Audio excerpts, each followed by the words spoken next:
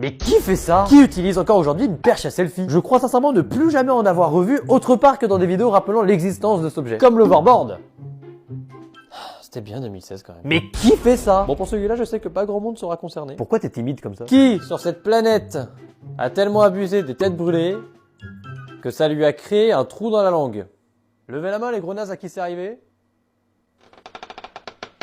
Comment c'est possible? Tu sais, l'acidité des têtes brûlées en billes, faut pas la sous-estimer. Alors, je vous arrête tout de suite quand je parle de trou dans la langue, j'ai pas eu un truc similaire au trou qu'il y a dans les murs de SNK. Disons qu'une partie de ma langue a fondu avec l'acidité et je peux vous jurer que tout ce qui vient se poser après sur cette petite partie qui a fondu, ça pique! Donc faites gaffe. Morale de cette histoire, les têtes brûlées en barre, c'est mieux. Non. Enfin, oui, un peu. Mais qui fait ça? J'ai déjà parlé des gens qui allaient aux toilettes avec leur téléphone pour une durée beaucoup trop longue pour que ce soit normal. Là, j'ai une variante. Qui, en sortant de la douche, reste plus de 20 minutes avec sa serviette enroulée autour de lui tout en étant sur son téléphone, en attendant que ça sèche. Bah autant s'essuyer, non? Je vois ça vraiment comme pour les chiottes. Laissez votre téléphone de côté 2 minutes, ça va pas vous tuer. Je sais qu'en général, les gens qui font ça, c'est juste des gens qui ont beaucoup trop froid pour pouvoir s'essuyer et qui du coup attendent patiemment de sécher pour pouvoir avoir moins froid après. Mais dans tous les cas, t'auras froid!